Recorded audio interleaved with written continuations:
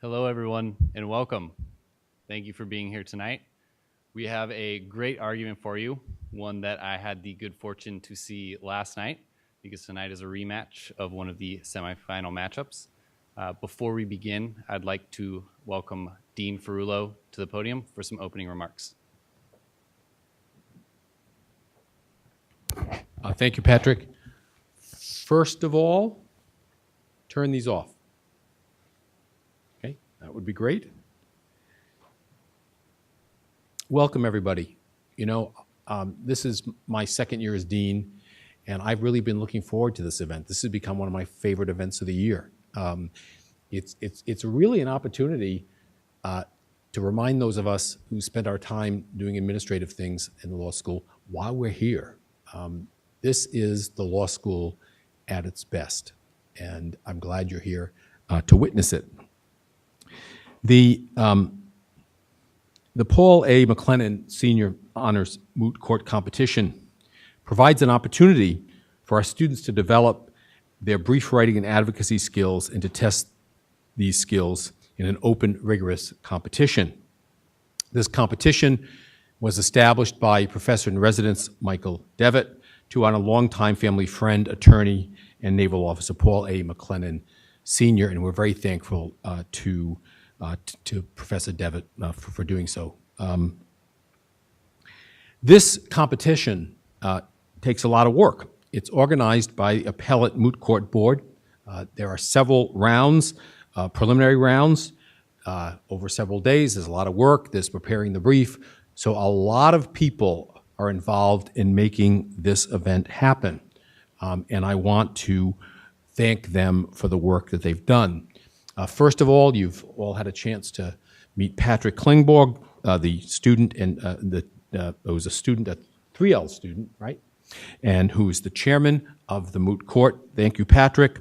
Also, Miller Freeman, is he here? I think he's back with the judges, who's the vice chair of tournaments.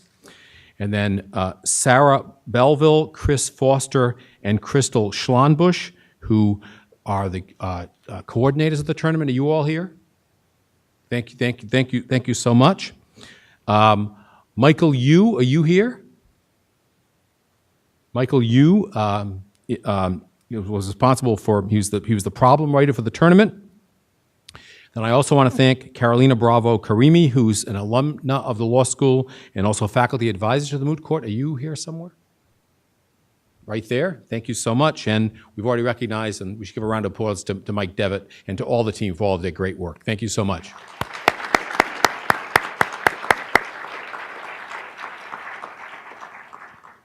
One of the great things about this competition is we get real judges. So I'd like to tell you about the three judges who are going to be our panel today for the final round. First of all, Senior Circuit Judge J. Clifford Wallace of the U.S. Court of Appeals for the Ninth Circuit. Judge Wallace was appointed to the United States District Court, Southern District of California by President Nixon and confirmed by the Senate in 1970. He was elevated to the United States Court of Appeals for the Ninth Circuit in 1972 and assumed senior status 14 years later. I'm sorry, not 24 years later in 1996. I've never been good with numbers. Judge Wallace served as Chief Judge of the Ninth Circuit from February 1991 until March 1996. Judge Wallace, since he assumed senior status, has traveled to over 50 countries to work with judiciary overseas. He's worked in many countries to develop judicial needs assessments and assisted in implementing programs to meet the needs of various judiciaries. Judge Wallace has also served as a member of the Executive Committee of the Judicial Conference and as a member of numerous conference committees.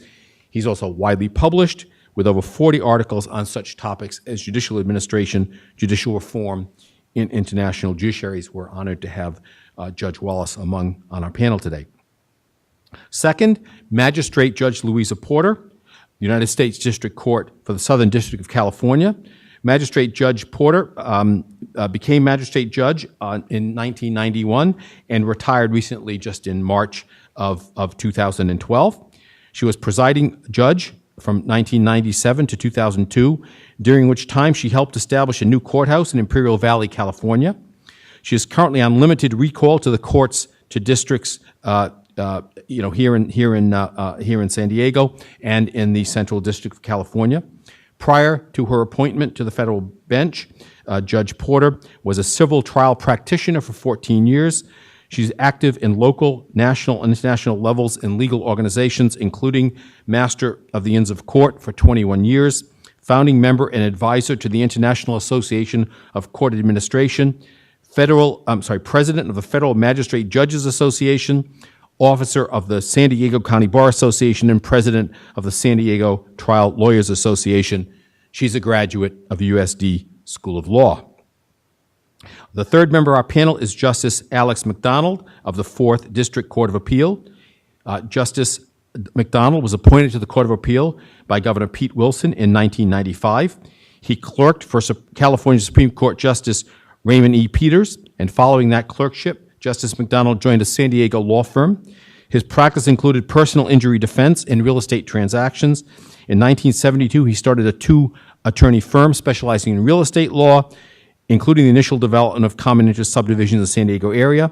At the time of his appointment to the bench, the firm had grown to 16 attorneys. So a practitioner judge, we welcome Justice Alex McDonald. Now I want to announce our 2 finalists. The petitioner in the competition this evening is Tyler Krentz. Tyler is from Davidson, North Carolina. He completed his undergraduate degree at Trinity University in Texas. Tyler is a 2L. The respondent this evening is Patrick Mulkern. Patrick is from East Windsor, Connecticut. He attended the University of Connecticut and received a BS in neurobiology and a BA in political science from University of Connecticut. Patrick is also a 2L. So I now turn it over to the bailiff. Thank you. All rise.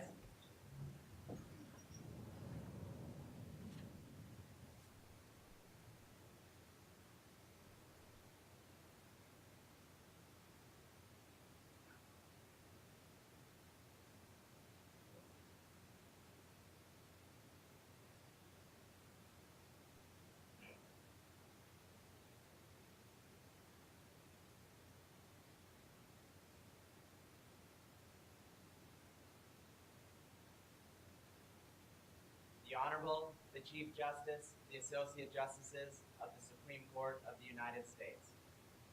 Oh yay, oh yay, oh yay. All persons having business before the Honorable, the Supreme Court of the United States, are admonished to draw near and give their attention, for the court is now sitting. God save the United States and this honorable court.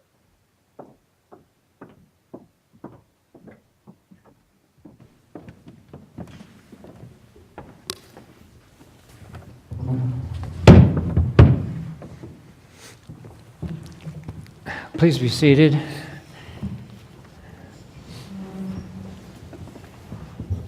Counsel are ready. Okay, we'll hear from the appellate first, the petitioner. You have 20 minutes. If you're going to save any time for rebuttal, you'll have to keep track of it. And our timekeeper is right over there, and he has the button. When he pushes it, there's a trap door right underneath there. And out you go. Okay, you may get started. Good evening. May it please the court, my name is Tyler Krentz on behalf of Ms. Angela Prescott, the petitioner in this matter. At this time, I would like to request 2 minutes for rebuttal. This case is about the right to publish and its corollary, the right to gather news, shared by every citizen under the First Amendment. Therefore, this court should recognize a First Amendment reporter's privilege for the following 2 reasons. First, Is this a First Amendment case? yes, Your Honor. As this court ruled in New York Times v. Sullivan, the right to publish is central to the First Amendment, and the right to publish, as Justice Stewart noted in his dissent in Brandsburg, the right to publish inherently requires a right to gather news. We can firmly assert that the right to gather news inherently also requires a right to an anonymous relationship between a reporter and their source. Well, we have a right to change our mind. That's why we're supreme. And I was looking at my First Amendment, and I assume it's the same as yours. And I don't see anything in here that says that reporters have some First Amendment right to keep confidential witnesses. Your Honor, while this may not be explicitly within the text of the First Amendment requires that in order to have a free press, which is explicitly in the First Amendment, we must be able to protect anonymity. For example, no, it doesn't say that. It says that Congress shall not make any law abridging the freedom of speech of the press. Congress shall not. What has Congress done to abridge the press, the freedom of the press? Your Honor, this is not the typical case that comes before this court. While most cases, for example, in McIntyre versus Ohio Elections Commission, deal with a statute either passed by Congress or by a state that violates the First Amendment, and then this court could strike that down. This case deals with a situation where the absence of protection impedes the First Amendment. As this court noted in New York Times v. Sullivan, at times, this court may adopt proactive measures to protect the First Amendment. And that is what the court did when they adopted an actual malice standard, heightening... Well, how would giving this special benefit to reporters protect the First Amendment, where the protection is that Congress shall not act? How does that fit? Well, Your Honor, first, this is not specifically for reporters. The First Amendment is a generally applicable right for every citizen.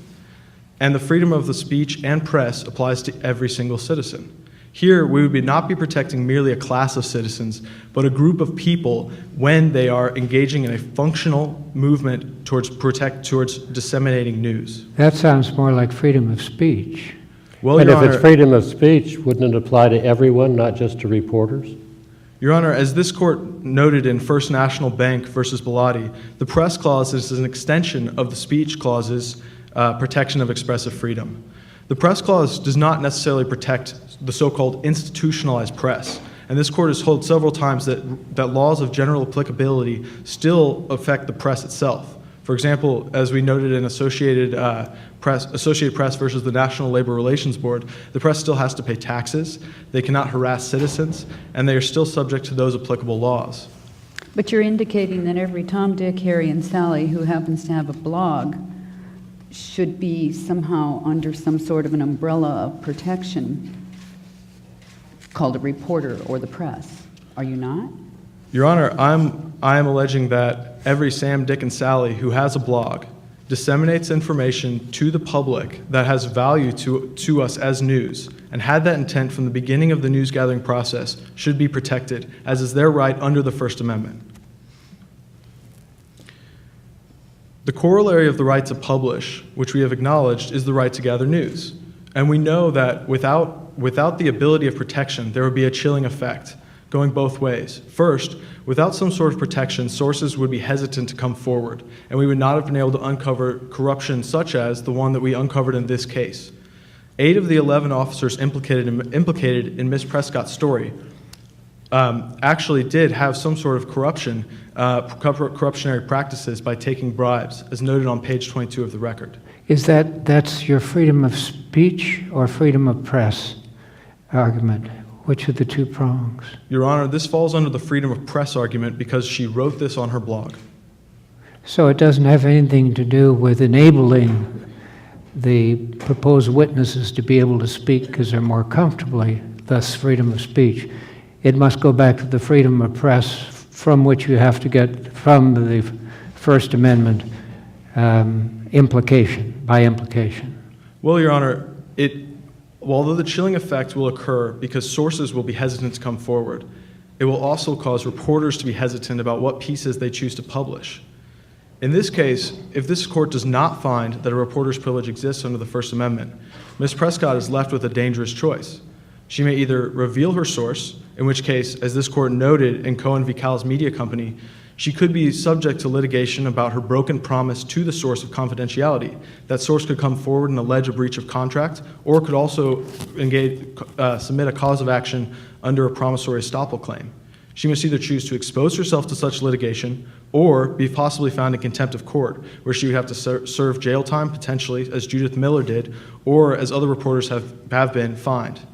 This is a choice that will necessarily impede the freedom of the press by not allowing them to publish valuable stories, such as the one in this case, where 8 of the officers were in fact corrupt.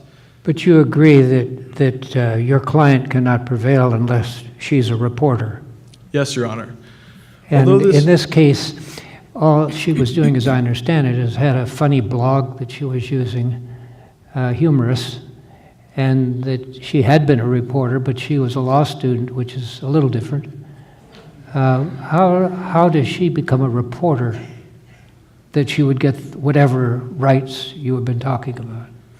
First, Your Honor, this court noted in Lavelle v. Griffin that the phrase the press in the First Amendment comprehends every sort of publication which affords a vehicle of information and opinion. Well, let me give you a hypothetical. In my law class in Berkeley in long time ago, we had a fellow named Gene Morris. A lot longer than mine. And much longer than everybody that's alive.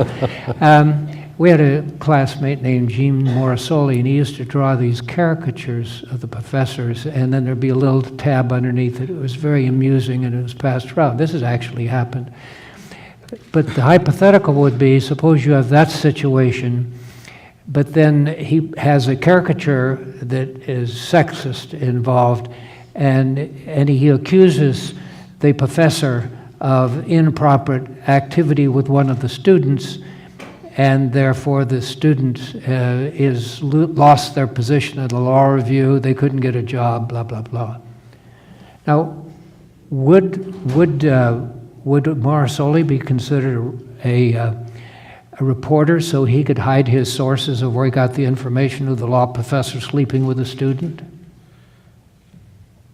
Well, Your Honor, although the facts of this case would need to be examined by a trial court judge and examined under a full context of the specific facts in their specific context, he may qualify as a reporter as long as he meets the standards adopted by the Second, Third, and Ninth Circuit. That is, if he intended to disseminate this news.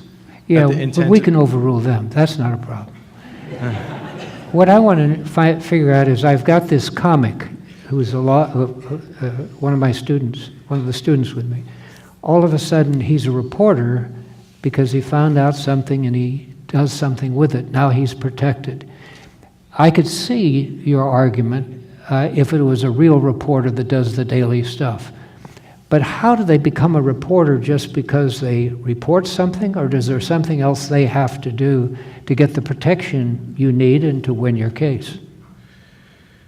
Well, Your Honor, first, this would be favorable to the defendant in this circumstance because although he may be able to protect his anonymous source, the reporter himself would be subject to a defamation suit. Here we have Ms. Prescott, who is currently in a defamation claim because Officer Girard has alleged that the facts are false and is attempting to prove that she in fact defamed him. So, to answer your question, if this student had published these cartoons anonymously as a true anonymous source, then he would almost certainly be protected by this court standards in McIntyre versus Ohio Elections Committee, where this court noted that anonymity is a shield from the tyranny of the majority. In your hypothetical, the student has not instead published them, the anonymous student has not published them. Instead, they have turned them over to for example, a person that we may hypothetically assume is a reporter for the time being. And then this instead of being protected speech, now this other student who was allegedly defamed now may engage in a cause of action against another individual, whereas before he or she would have been left remediless. But doesn't the person that publishes what you're calling Miss Prescott here, hide behind the fact that she got the information from someone else? And shouldn't Mr. Girard be entitled to that name at least, to test her veracity? Well, Your Honor, although this court should not apply a balancing test to the First Amendment itself, in the application of First Amendment rights, it must yield to other interests. So to answer your question directly, Officer Girard does have an ability to recover. I propose that this court adopt a qualified privilege, which would be in the interest of both parties. It would both protect the freedom of the press that Ms. Prescott strives for and allow Officer Girard to have a cause of action against her that could be overcome in a sense that he could compel the discovery of the name of this anonymous source. The majority of circuits have adopted the following test. Upon a clear and specific showing that the information sought, in other words, this person's name, is highly material and relevant, necessary or critical to the maintenance of the claim, and not obtainable from other sources, then Officer Girard could overcome the privilege and would require Ms. Prescott to reveal the name of this anonymous source. By adopting this qualified privilege, the court recognizes that the First Amendment interest is an extremely strong interest, as this court did in Brandsburg v. Hayes. However, in this example, we are not balancing the First Amendment interest against a Sixth Amendment interest in a grand jury setting. We are balancing the First Amendment interest against a tort claim. And necessarily, the First Amendment interest will at most times, be stronger than the interest of the tort claim. Let me ask you a question. I can see your argument if it's the San Diego Union, you got the investigative reporter that goes out that's on page 2 every week talking about these things they found out. I think it does a good service. And I could see where there would be some need to protect some sources, especially with the tough stuff. But how do you analogize that to a blogger, a person who doesn't even blog in politics, let alone get involved in these issues?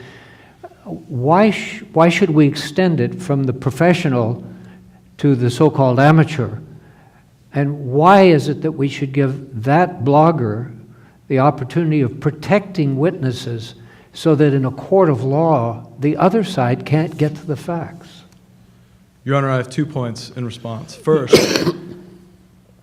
a blogger has become the mainstream, and the institutionalized press is dramatically changing. In President Obama's campaign trip, a blogger was on his plane, and many famous bloggers now post directly on the New York Times page. In fact, the New York Times has a blogging section. If we adopt a rule that only protects the institutionalized press and does not protect some sort of bloggers, or at least disregards the medium that people choose to publish. But you agree that it's an extension. And you must agree also that it interferes with the getting of the truth of the matter before a court of law. The whole idea is to get the witnesses, the recipient witnesses, and find out if they're telling the truth. So we're giving up a lot, even with the reporter who's in the media. In balancing those two rights, how do you figure it tips towards the reporter who gets to hide from the finder of fact what the real facts are? Isn't there a balance there that must go towards finding truth sooner or later in a court of law? Yes, Your Honor, the balance does go towards finding truth. However, we're finding the truth when we get the scandal that came forward when 8 of the 11 officers engaged in corruption. We're getting truth through the freedom of speech, and we might be losing some truth in the sense of we're losing the identity of this anonymous informant. But overall, the additional information that we are gaining outweighs the loss of this one name. Even if it does not, this is only a qualified privilege. Officer Girard may overcome the privilege. However, he has not yet shown enough facts in this case to currently overcome the privilege. As this court ruled in Herbert v. Lando, he is perfectly able to subpoena this reporter's notes, which he has not done. He is able to interview other officers to try to find the name of this anonymous source, which he has not done, and therefore has not shown his burden of proof in overcoming the necessary steps that he needs to take before proving that he cannot obtain the source from other sources, the name of the anonymous source from other alternative means. Therefore, we have not even shown yet that we are losing the name of this anonymous source by enacting the privilege. And while the court's interest in protecting truth is certainly fundamental, we are gaining more truth by allowing stories to come forward about corruption. This court has also recognized an evidentiary privilege in the case of Jaffe v. Redmond, which had the same similar key factors to this case. In Jaffe v. Redmond, the court recognized that widespread state support, circuit support, and the paucity for federal investigators to engage in forum selection are all key factors in determining that a privilege should be created. These factors are not only present in our current case, but are even stronger. In Jaffe v. Redmond, only half the circuits currently supported a psychotherapist privilege, whereas here, 9 of the 12 circuits have endorsed the creation of a federal reporter's privilege. But this circuit has not. Yes, Your Honor. And so you're asking us to, in this circuit, come up with a bright line test for this privilege.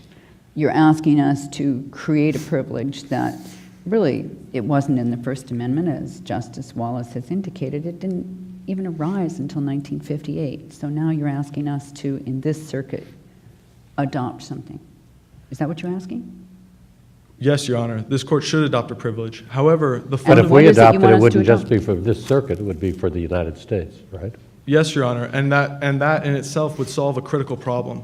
Currently, a reporter for the New York Times who wishes to promise confidentiality to a source has to be conversational in essentially all 52 state laws, including these 2 states that we are in, which vary widely depending on who is protected, as well as the circuit law, and before she can promise any sort of confidentiality to a source.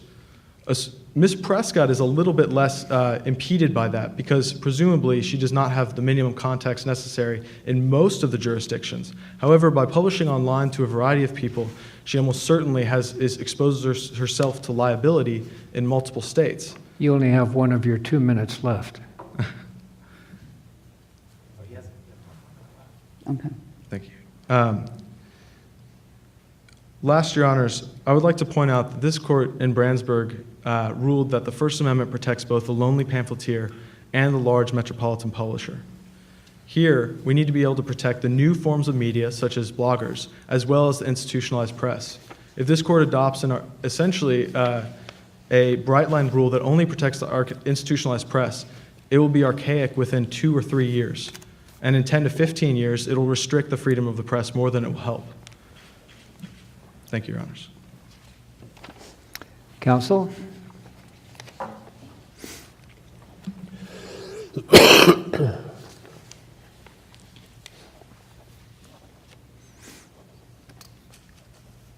Good evening, Mr. Chief Justice, Associate Justices, and may it please the Court. Patrick Mulkern on behalf of Respondent, Jordan Gerard. Federalist 84 clearly indicates that freedom of the press was never intended to be used as a veil of secrecy for defamatory and injurious statements. Therefore, we first ask this Court to affirm the 12th Circuit's decision and unmistakably announce there is no reporter's privilege under the First Amendment. That decision notwithstanding, this Court should determine that Petitioner is not a reporter and therefore compel the disclosure of her source's identity. We try to watch the circuit courts. It's the area where they're dealing with these problems all the time, and it's sort of our laboratory. It looks like the laboratory has found some sort of an implied right, which your opposition challenged for. What do we do with all those circuit court cases? We've got several circuits that actually have factors in the rest of this. There's a lot out there. Do you suggest we just sweep that away? Or do you see there's still some place where there's a privilege left but doesn't quite get to this case? Which is your position? Your Honor, I do not suggest that you sweep away the circuit court's decisions. However, I direct your attention to Judge Posner out of the Seventh Circuit in McKevitt v. Palash. He provides an insightful analysis of the development of this alleged privilege in the circuit courts. He highlights how the circuit courts have misunderstood this court's decision in Brandsburg v. Hayes when they addressed this issue and clearly articulated that there was no privilege. Contrary to Petitioner's claim, the majority opinion in Brandsburg stated that there is no reporter's privilege under the First Amendment. I didn't read it that way. Maybe I missed something. I read it as there's no privilege for testimony before a grand jury, and that the court very particularly indicated it was not ruling on whether there is a privilege or not. Your Honor, I respectfully disagree. I direct your attention to page 682, where the court stated that the First Amendment does not invalidate every single burden of the press that may result from the enforcement of civil or criminal statutes of general applicability. While in Brandsburg they were discussing a grand jury proceeding, before the court today we have a civil matter, and therefore Brandsburg should control. But a civil matter where what you're looking for is money damages. Isn't the need for protecting the public in the criminal setting much more important than your clients wanting money, such that there would be a compelling reason to obtain the name of the informant under Brandsburg, but perhaps not under Girard. Unless Ms. Prescott is bankrupt. I'm sorry, Your Honor? Unless the alleged reporter doesn't have funds to respond to your suit.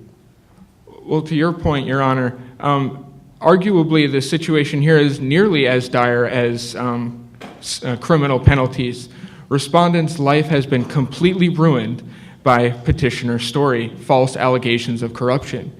He has lost his job, but more importantly, he has lost his standing in the community. He can no longer attend school events. He's no longer held in high esteem as he was before this story broke.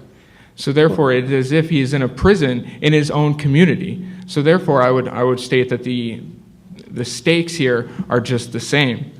We don't really know if that's the situation because we don't know what the witness knew or said, and we don't know whether it would even change the case if the witness came forward.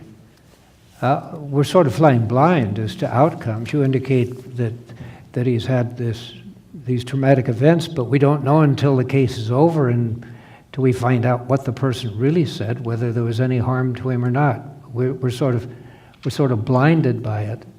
So I don't quite get your argument that we should look to the loss that's been alleged in order to determine whether or not the privilege exists. Well, Your Honor, I just simply highlight the losses that have occurred as indicative of the serious nature of the case before us. But more importantly, Petitioner's argument regarding a chilling effect is unpersuasive. Reporters do have a right to gather news. That is not in dispute. However, requiring that there be a privilege protection in civil cases when there is currently not a protection in a criminal case does not seem to follow. We only decided one part of a case. That doesn't mean we decide the other differently, with bright counsel coming and giving us all these ideas. But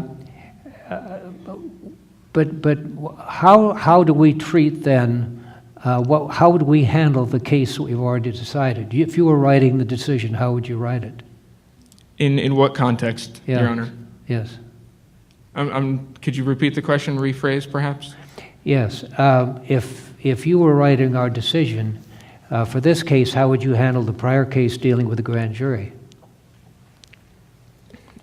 First, Your Honor, I would simply highlight that this court had addressed the issue in Brandsburg v. Hayes. And unfortunately, the circuit courts have misconstrued that opinion. As Justice Posner stated, the Third Circuit has completely ignored the Brandsburg decision in its In re Madden opinion of 1998. More importantly, the Ninth Circuit in Schoen v. Schoen of 93 brazenly stated that Brandsburg established a privilege.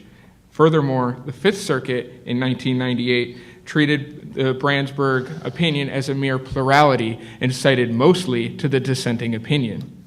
So therefore, this opinion could take the opportunity to clarify in no uncertain terms that there is not a privilege for reporters under the First Amendment.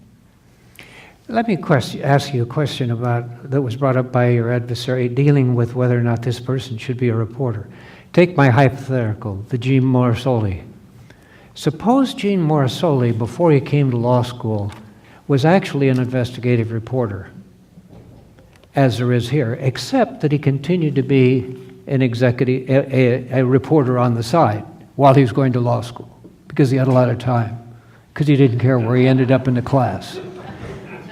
Would that make a difference that if they're reporting for the local newspapers, investigative reporters, but they use their blog and they get the information that way and are asking us to protect their source?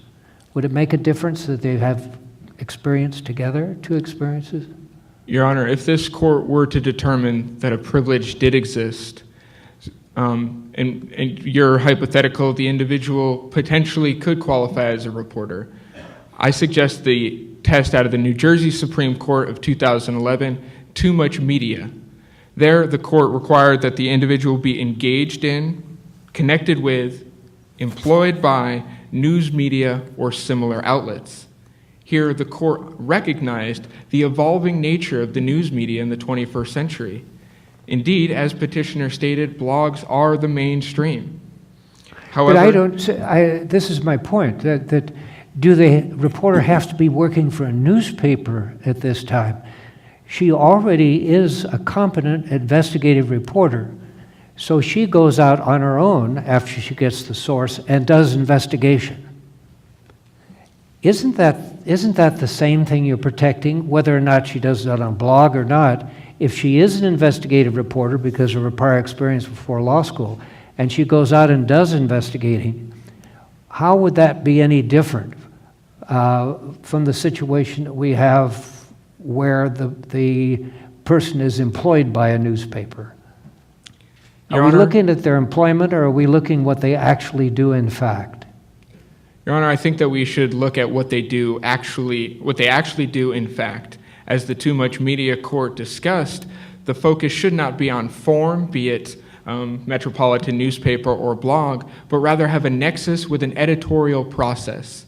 These editorial processes serve as protective measures against any sort of harm that may come from erroneous stories. Furthermore, these editorial processes encourage accountability, and that is really what we need if there is to be a privilege. Indeed, freedom of the press protection should be universal, and we do care about the metropolitan newspaper as much as the lonely pamphleteer. However, the veil of secrecy afforded by such a privilege should not be universal. So you're looking for a qualified privilege? Your Honor, we contend that there is no privilege. However, if one were to be established, this court should adopt a much more narrow, difficult, more tailored test to analyze who qualifies as a reporter to garner such protection. And And what would you recommend that being? That would be the Too Much Media test of an individual being engaged in, connected with, or employed by news media or similar sources. These establishments have those required editorial processes, which include fact-checking, which clearly did not happen in the current instance, as petitioner's news story erroneously named 3 police officers as being involved in corruption. Had she submitted this to her prior editor, as he stated on page 47 of the record, he would have been more than willing to run this story on his newspaper in the city in which this corruption purportedly took place. Had she submitted it, he could have done some more fact-checking, ensured that all the names were indeed connected with this scandal. However, she simply had a grudge against Respondent, and therefore she tossed his name in there, and as we have found out, subsequently destroyed his life. So there's been no trial yet to find out whether or not your client in fact was corrupt. There's only been a police investigation, right? Yes, Your Honor. However, as the police investigator stated, there was no evidence of improprieties by Respondent. There's no evidence they found of any proprieties, but that doesn't mean at a trial later on that they may find proprieties. I'm just not sure that you can take as a given that your client is clean when that hasn't been determined other than by an investigation by the police department about which we know little. And further, I think this court has read the record, and I don't think that there's anything in the record that indicate that there's been a finding of fact that this was just a grudge on her part. There's some indication that it may be, but there's been no factual finding of that. That is correct, Your Honor, and I did not mean to indicate that there was a finding of fact on that matter. Okay. And they did pick up quite a few customers that were, apparently according to the police department, were dirty. Yes, that is correct, Your Honor. So we have to be careful about the case with you, because if we adopt exactly what you want, then there would be, in this case, corrupt conduct that they get away with. The problem is the net went too far and caught somebody, purportedly we're willing to accept for our decision, who was not corrupt. But I think that when you're dealing with exceptions, you have to also leave the door open so that the bad guys can be found out about. Now, under the way you see this law to be, or the application, how would you prevent that? What is there in your idea about the modified rule that would take care of that? Well, Your Honor, I again stress the nexus with an editorial process. These protective measures are important in mitigating the damages caused by the publication of false stories.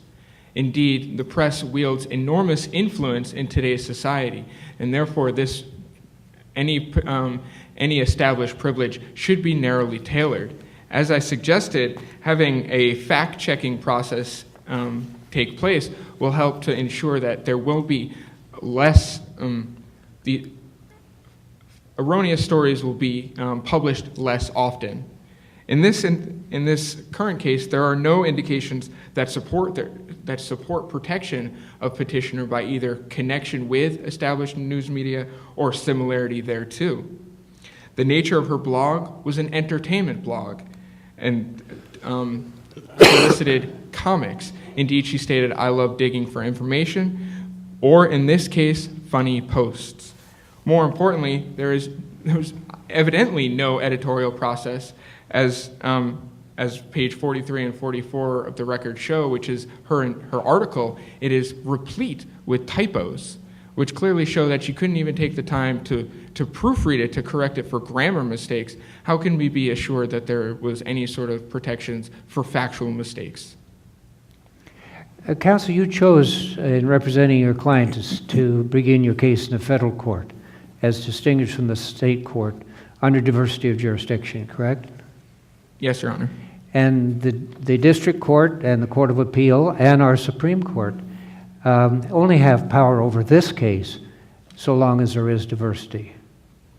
I'm somewhat curious, in reading the opinion of the district court judge, when he says this matter comes before the court on diversity, but he only talks about residents of one party and residents of another party.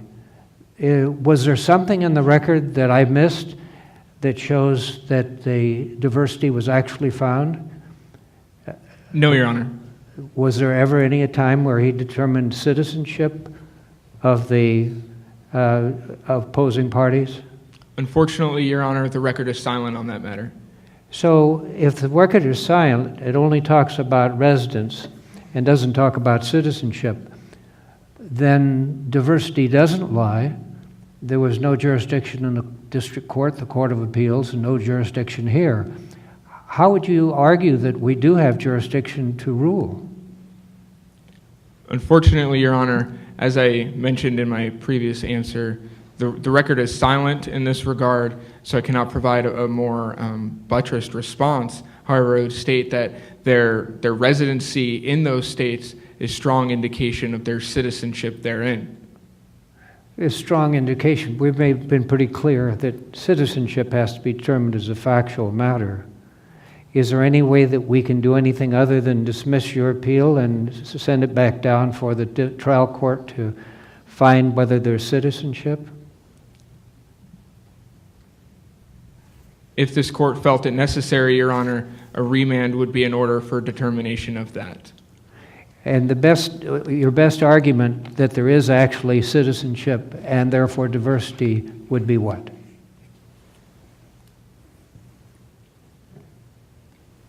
The record, Your Honor, clearly indicates that Respondent was an employee of the Los Diegos Police Department in, in the state of Califonso, whereas Ms. Prescott is currently residing and attending school in Navajo. So those factors with Respondent living and working in Califonso and Petitioner living and working in Navajo would be strong indications of their citizenship. So I take it that what you're saying is that we should assume those facts and make a finding of citizenship and then hear the case? Your Honor, I do not suggest that this court assume anything. However, I just present those established facts as indication of their citizenship. Okay, so what you're saying is, even though, if I understand, what you're saying is even though the statement was made resident, the district court was really finding facts that demonstrate citizenship. Is that correct? Yes, Your Honor. Okay. And of course, we granted certiorari, which perhaps we shouldn't have done then. In light of Justice Wallace's analysis, perhaps that would have been prudent. Well, our law clerk certainly should have looked into this before we granted certiorari. Alas, we're still here today.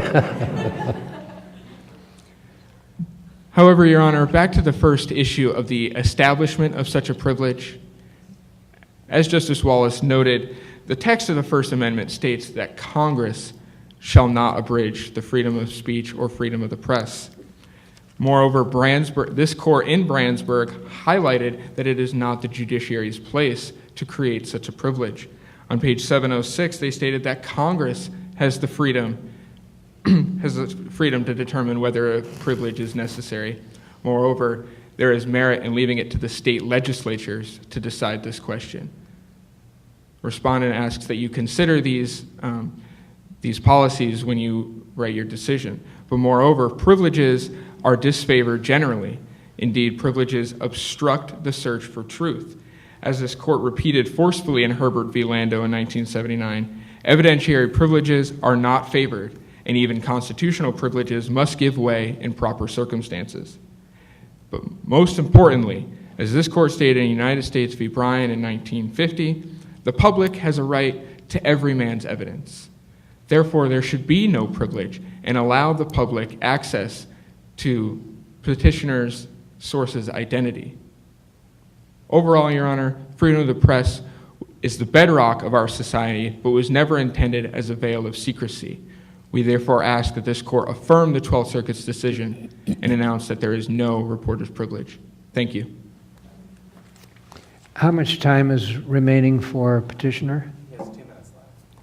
Oh, he still has 2 minutes. Okay. Yes, sir. 2 minutes then.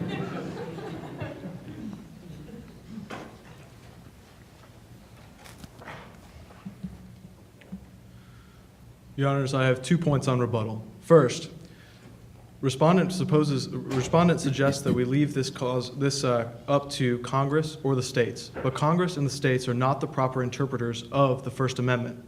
Also, Congress has a limited power to pass a federal law. They would have to pass this law under the Commerce Clause or under Section 5 of the 14th Amendment, neither one of which would pass constitutional scrutiny, and therefore are not an appropriate avenue to fix and rectify this problem. Second, Your Honors, as this court ruled last year in United States v. Alvarez, the remedy for speech that is false is speech that is true. Rather than adopting the narrowly tailored test that Respondent urges that could potentially rule out book authors or filmmakers and other valuable sources of information, we should embrace a standard that allows many citizens to come forward as long as they can prove, which the burden of proof is on them, that they meet the standard for reporters. If I understand you correctly, what you're saying is when democracy doesn't work, the Congress and the states aren't doing it, that the court should. We've been getting into a lot of mischief with finding privacy rights that don't exist in the Constitution and other issues. Is this another one that we should make an exception for and find something constitutionally which no one else had found before? If I understand your question correctly... Do you want us to be judicial activists and create a right? Your Honor, this right was created back when the Constitution was drafted by the framers. They embraced the privilege of anonymous speech, and this court upheld that in Ohio versus McIntyre versus Ohio Elections Commission. The right itself exists in the First Amendment, and this court is only recognizing it rather than creating it. Thank you, Your Honors. Okay, thank you very much.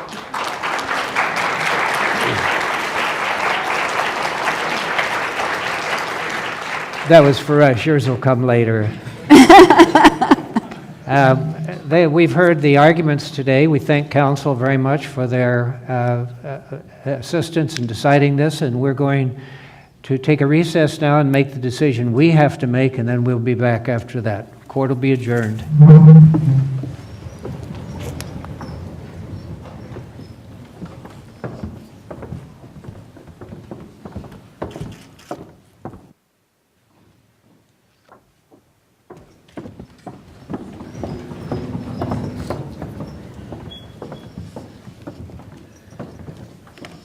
May be seated.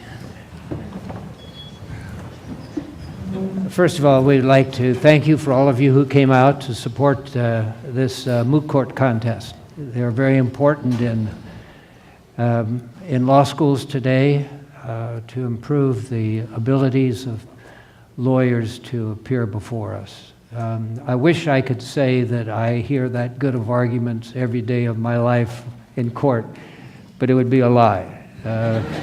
So I won't do that. Secondly, all three of us were very honored to be asked to be on this panel. I like being Chief Justice. I'm sure no one here noticed that.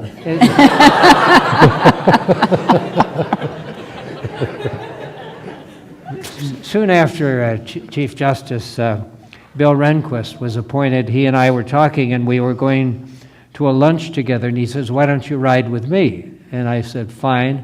So I got in, and it's one of those stretch things. I don't know if you remember Chief Justice Rehnquist, we had very long legs. And he sat back, and he stretched out those legs, and he said, "I could get used to being Chief Justice." I don't have stretch-out legs. I have the long legs that he has, but my car is not a stretch limo. This has been really a remarkable. I don't know if you go to these very often, but you won't hear better presentations than we heard today, nor the abilities of both of these young men to come back at you and to come back into their work and make a persuasive argument. It shows tremendous background experience. It should come as no surprise to you that we're a divided vote on this. We were not unanimous. We were divided, but that's true of every tough issues that we have in court. There's very often another way to see it. And so it just indicates how close we found these two young men in their presentations. And unless you're married to one of them, I bet you're having a tough time deciding. But it's a decision we had to make. And the type is getting smaller these days. Federal court now requires 14 font. That's right. So for future. Yes, growing old is not for a wimp. So they assume that the federal court reads it?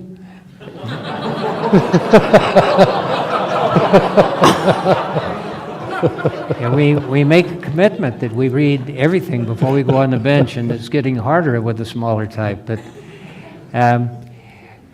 we have, in a very close, and we took a little bit of time in there because we did see things differently. But we had to decide one, and we decided in favor of the petitioner, Tyler Krentz, as first place, and in a very close second place, Patrick Mulkern. Thank you very much.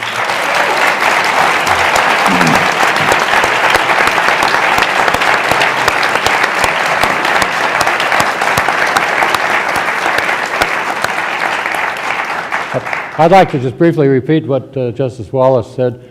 I hear a lot of oral arguments from attorneys on the appellate court, and I wish very much that the presentations from more of the attorneys were as good as the two students gave us today.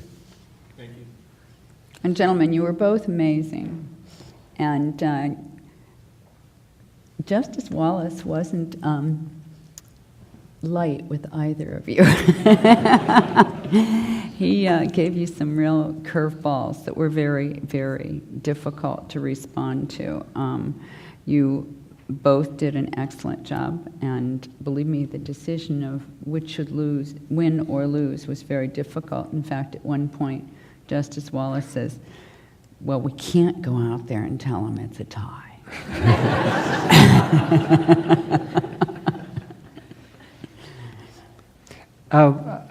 I thought you have a good model of ways that you handle things. I think though that you're on one tone. I would change a little bit. I'd change your cadence a little bit. It's easier to listen to. Now you had your facts down, you had your argument down, you came back to your argument well, even after there's some questions asked that maybe in the earlier 9 rounds you didn't get. We were trying to do that on purpose because that's what we wanted to see. But I think the only suggestion I would have to you is get into a little bit more of a flow of changing your either your pitch or the way you or your style, or change your cadence, just to make sure. And when you come back in, to make sure that we pick you up, that you're coming back to your argument, because we're still out here on this question.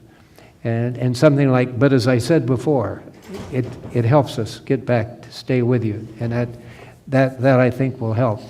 I think we gave you the hardest question of the night. There's lawyers who don't even know about the difference between residency and citizenship, and I can't tell you how many cases in the years I've been on the Court of Appeals that we've sent cases back because they haven't made the citizenship. For some reason, residency sounds good, but the statute is clear. It's citizenship. And I don't know whether you'd already thought of that question, but it was a... Dean, we've got to have more federal jurisdiction taught here. But it was, and I thought you did a marvelous job coming back with an answer. I can tell you some of the people who have been in the court for 30 or 40 years would do nothing more than, can we give you another letter on this in 10 days, or something like that. But you thought out a logical way. Okay, if the facts are there for residency, they should be the same facts as for citizenship. And then you went through those facts to me about both sides. And I thought that was terrific. That's the kind of thing you get when you come to a hot court, a court who reads all the briefs. You don't get to give the story you practiced in front of the mirror the night before, because we come and ask questions. Our court is a hot court. We don't let you do anything other than answer questions. So the practice that you have of answering a tough question you haven't thought of is extremely important for your later work before the court. Of course, you might have said you didn't need diversity. It's strictly a federal question. That's right. This will never come up if you stay in his court. It's only us that pick on you on diversity, but theoretically, that's what they want you to do, is stay in that court unless you had a good reason to get out. But I thought, I liked your cadence too. I liked your movement. I liked your change, the way you made your changes. It was very good, very good. I think that I haven't seen better arguments. I've gone to these moot courts from ocean to ocean. I can sincerely say I've never seen one better. It's just really very good. It says a lot, Dean, for the way you've set up the moot courts. There's a lot of practice that goes on. They're taking it very seriously, and somebody is really helping them a lot to get their work done.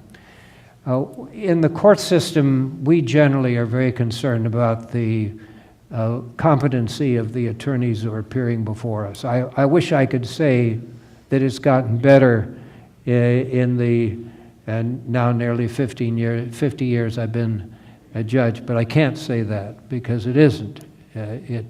There's a lot of brief writing in which they seem to have time to write one brief but not enough time to edit it so I can understand it.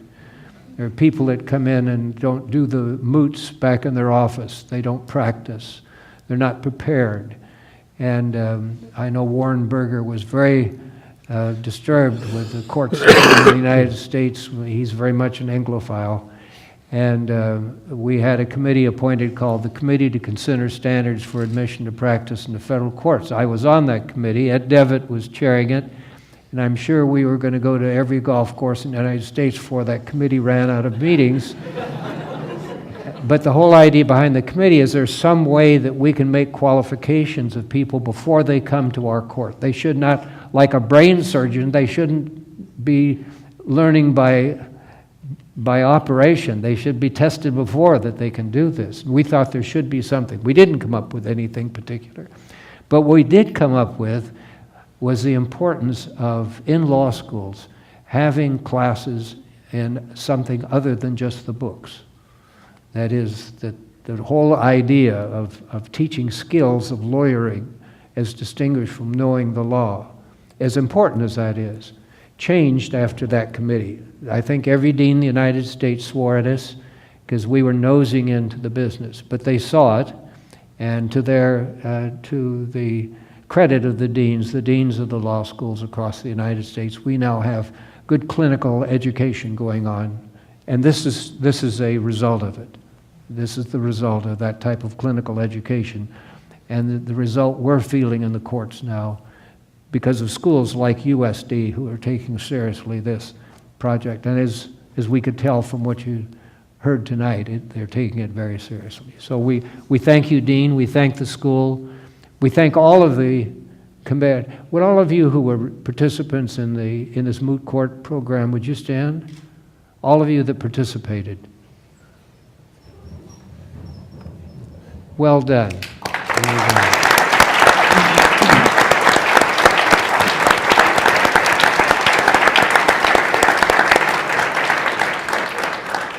Well, thank you very much for letting us come tonight, and thank our two participants. You're both great winners as far as I'm concerned. And if I were still a partner in a law firm downtown, I would hand you my card and say, give me a call when you get out of here.